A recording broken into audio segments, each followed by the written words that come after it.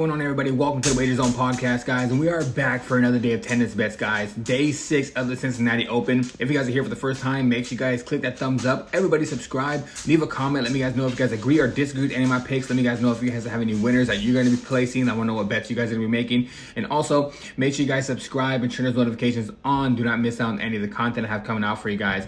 And also, if you guys want access to all of my official plays that I'm going to be on for myself for Cincinnati Open for today's bets, make sure you guys go click that link down in the description. Become a member at the Patreon page, and once you do that, you'll get access to all of my official plays. I also have a free play down in the description as well. Yesterday, we hit our free play. It was Holder -3 on the games. He cashed that one very easy for us on the game against Tabilo. So it was a very easy cash for us. And yesterday, we went 2-1 on our bets. We hit our lock of the day. We hit our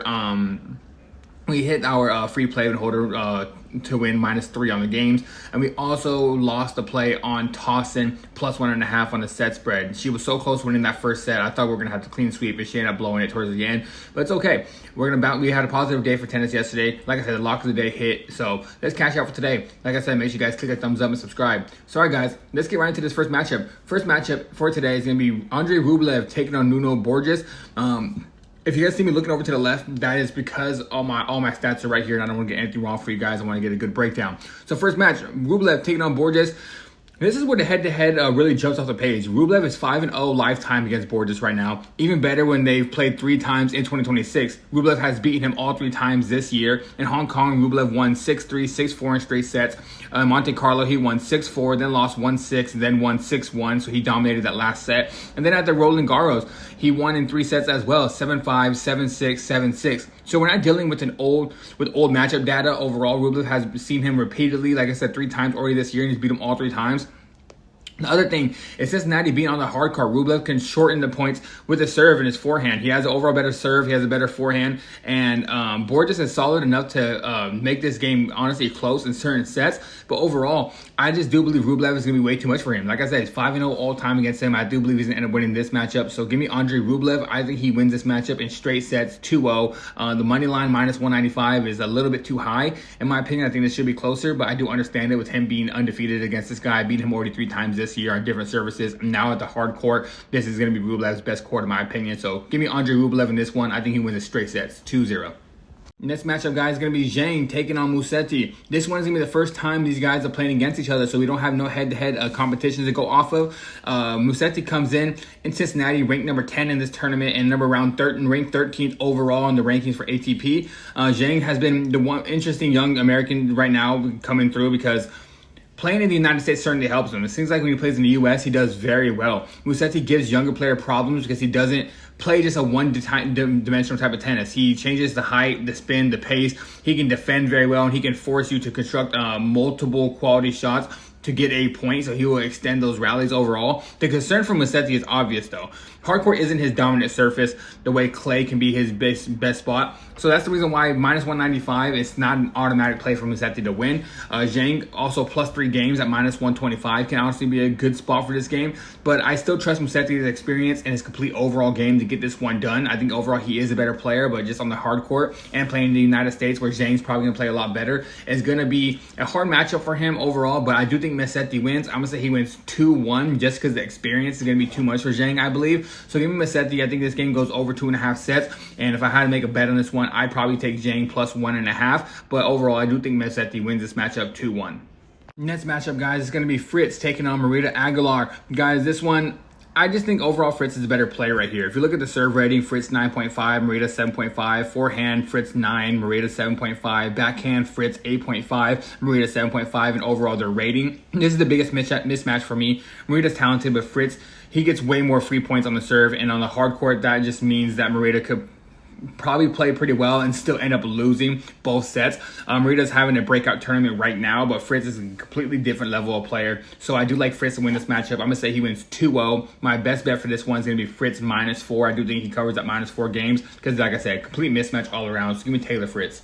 Next matchup, Nakashima taking on Medvedev. This is actually a great matchup. If you go and look at the stats, the serve rating for Medvedev, 8.5, Nakashima, 8.5, basically even. The backhand rating, Medvedev, 9.5, Nakashima, 8.5. So Medvedev has a slight advantage in the backhands. And then in return, Medvedev, 9.5, and then Nakashima, 8.5. So Medvedev does have a little bit of statistical advantage here, but that's where the returning and extending rallies is going to be very good for Medvedev. But Nakashima is absolutely hot right now. He's won 9 of his last 11 matches, and 2 of those losses came against top 10 players. He's also just made the Montreal final. So I'm not calling this easy at all, but I'm going to say Medvedev wins this one just because Nakashima, I do believe, is going to be on tired legs. And I think Medvedev has, like I said, he has the advantage in the backhands and the return game. So I do believe Medvedev's going to pull this one off. I'm not calling this one easy, but I'll probably pass on it on a bet personally myself. But I'm going to say Medvedev wins this one 2-1. Next matchup, guys, Faria taking on Walton. Serve, they're both around 8 on the rating percentage right here I'm looking at. Forehand is both around 8. Backhand is 7.5, 7.5. So this is basically an even matchup statistically. This one is, like I said, very even on paper, but Faria right now is in hotter form. After taking out Ben Shelton in straight sets, which I was very surprised by that. What impressed me is how well he handled the pressure in that matchup. Walton is comfortable on the hard courts, but I'm expecting a battle back and forth. And if it's going to be a battle, especially the way Faria just went out there and beat Ben Shelton 2-0, and I know Shelton's on tired legs after winning the final in Montreal, but still, that's very impressive to go beat Ben Shelton. So I'm going to rock with Faria here. I probably won't bet it, but personally, I do think Faria wins this one. I'm going to say he wins 2-1. So give me Faria. I think he pulls this one off. Next matchup, guys, is going to be Cerundolo taking on FAA against Auger-Aliassime. This one, guys, I'm going to be taking Aliassime. I believe there's just way too much advantages in here. I think this is a big mismatch. If we look at the serve rating, Aliassime 9.5 on the serve, Cerundolo 6.5 on the serve. Aliassime on the forehand 9 on the serve, 9 on the forehand, Cerundolo 8. The backhand, Aliassime's 8.5, Cerundolo 7.5. Cerundolo actually beat Felix before already, so he just have a win against him, but that was on the clay courts where Cerundolo does a lot better, and which is made for his game personally. But now we're on the hard courts, and Felix serves becomes a massive weapon on the hard courts. Cerundolo also needed 3 sets and 2 tiebreakers in his last match, and I do believe he's gonna be on tired legs here. So like I said, it's a big mismatch all around to me. Give me Aliassime. I think he wins 2-0, and I do believe he covers that 4.5 game spread. So give me Aliassime in this one. All right, guys, now the All-American match, Tien taking on Tiafoe. This is probably the toughest match to break down, in my opinion, if you go look at the stats. The serve, you got Tiafoe at 8.5, Tien, so Tiafoe got that one. The forehand, Tiafoe at 9, and then Tien at 8, so Tiafoe has that one as well. But then you get to the backhand, Tien is at 9, Tiafoe's at 7.5. Return game, Tien's at 9, Tiafoe's at 7.5. So it seems like this is the even matchup on paper, depending on where this game goes. Francis has more power, but Tien has been more consistent. Tien wants to extend longer rallies here, in my opinion. Just looking at the stats, Tiafoe wants to serve big and finish points quickly before he gets extended, because that's where Tien's going to probably end up winning those games overall. So this is going to be an extremely close matchup, and I'm a big fan of the big foe, but I'm going to have to go with Tien in this one. I think Tien pulls it off 2-1. I probably won't bet it because this is the hardest matchup on the board, but like I said, if Tiafoe can get those quick points and right when to serve, get quick points right away, he can probably do very well in this matchup. But if Tien can extend some rallies, like I do believe he's going to be able to do, that return game and that and the backhand, I do believe he's going to be way too much for Tiafoe in the end. So give me Tien. I think he wins this matchup 2-1. All right, guys, now hopping over to Cincinnati Open for the women's, the WTA. First match we're going to get is going to be Siniakova taking on Madison Keys. Keys against Siniakova. Keys has the better serve. If you look at that, 9.5 compared to 6.5. Forehand, Keys 9.5, Siniakova 7. Backhand was going to be Keys at 8.5, Siniakova at 8. Pretty simple matchup, in my opinion. Keys has way too much power for Siniakova. Siniakova has a chance to making Keys hit extra balls and hoping for errors to pile up for Madison Keys. But if Keys doesn't lose this matchup for herself and get a lot of errors, I just think she runs away with this one. The ratings and the stats overall says Madison Keys is going to be way too powerful for her. So give me Madison Keys. I think she wins 2-0 in straight sets. Next matchup, guys, is going to be Tien. Hopefully I'm pronouncing that right. Tien taking on Andreeva. This is a complete mismatch, guys. Andreeva's going to win this matchup pretty easy. Look at the serve rating. Andreeva 8-7. Backhand, Andreeva 9 to 7.5. Andreeva has on the return 9 to 7 on Tien. The defense rating, Andreeva 9.5 to Tien's 8. The reason why I like Maria is because, like I said, she doesn't have to overpower you. She's better at extending She doesn't have to overpower you. She's good at extending points, defending, changing direction. She also just destroyed Elina Svitolina 6-1, then 6-0 in her previous match. So she's hot right now. She's probably going to make the final, maybe even make the semifinals. I'm very confident in her in this matchup. So give me Andreeva. I think she wins 2-0 in a dominant fashion. Next matchup, guys, is going to be Wang taking on Svitolina. I like Svitolina here. Svitolina overall, if you look at the serve rating, Wang is better on that. 7.5 on Svitolina to Wang's 8. Forehand power, Wang 8.5 to Svitolina 8. But the return and the defense, that's where Svitolina has a better overall game. Like Svitolina's return game is 9. Her defense is 9.5. Where you got Wang's return game at 7.5 to her defense at 8.5. So that's the matchup in my opinion. Wang actually has more raw power when the serve first starts. But as soon as Svitolina starts absorbing that power, it makes you hit another shot compared to just that first serve.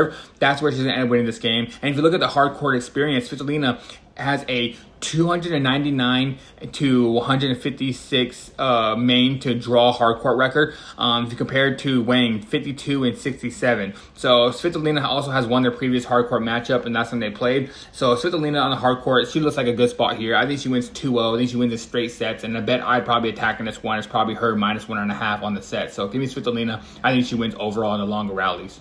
Next matchup, guys, Coco Gauff taking on Ann Lee. Coco's biggest advantage in this one is making Lee hit another ball over and over again. If you look at the serve rating, Gauff 8.5, Lee 7.5. Backhand rating, Coco Gauff 9.5 to Lee's 8. Return games, Coco Gauff 9.5 to Lee's 7.5. In the defense game, Coco Gauff is dominant. She's rated a 10 out of 10, and Lee's rated 8. Gauff also has a 20-7 record on hard courts this year. She has won 71% of her matches over the last decade on the hard court. Lee can attack Coco's forehand, but over the entire match, I trust Coco's return, backhand movement, and I do think Coco goes to the finals in this tournament. I'm not going to lie. She should. She hasn't won a tournament in a long time, so I'm rooting for Coco Gauff, but she should go to dominate this matchup. Give me Coco Gauff in straight sets, 2-0. Next matchup, guys, is going to be Kostyuk taking on Stevens. If we look at the serve rating, Kostyuk is rated at an 8. Stevens is rated at a 7. Forehand rating for Kostyuk is 8.5. Stevens rated at an 8. Backhand rating, Kostyuk is rated at 8.5. Stevens rated at an 8. And the movement rating, Kostyuk's rated at a 9. And you got Stevens rated at around an 8. Stevens still has some talent, but Kostyuk is playing way more consistent level right now. Kostyuk should be able to attack Sloane's second serve and control over the extended rallies, in my opinion. So this is a good matchup. It's very close. I think the sets can probably be very close, but I think Kostyuk's going to pull it off right at the end by getting a break. So give me Kostyuk. I think she wins 2-0 in straight sets. Next matchup, guys, is going to be Bejlek taking on Alexandrova. To me, this is a dangerous matchup. I know everyone's going to be on Alexandrova, but do not sleep on Bejlek. If you look at the serve rating, Alexandrova has a big advantage. She's rated at a 9 to Bejlek at 6.5. The power rating, Alexandrova rated at a 9 to Bejlek's 8. But the movement and the rally consistency, that's where Bejlek has her beat at 8.5 to Alexandrova around 7.5.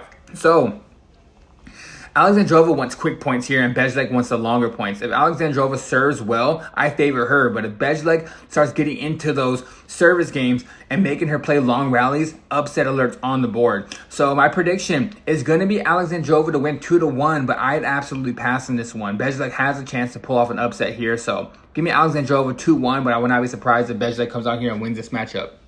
Now, guys, the number 1 ranked girl in the world, Sabalenka, taking on Wang. Guys, this spot, Sabalenka is going to win this matchup. She's better everywhere. Serve rating 10 to Wang's 8. Forehand, Sabalenka 10 to Wang's 8.5. Backhand rating, Sabalenka 9.5 to Wang's 8. Return game, Sabalenka 9 to Wang's 7.5. This is just a huge advantage everywhere. Sabalenka also hit 13 aces in her last match to beat Gibson. She's 1-0 already against Wang. She's beat her before. Wang likes power, but trying to put out power against Sabalenka is going to be very tough, the way to win. So Sabalenka dominates this matchup. I think she wins 2-0, very easy.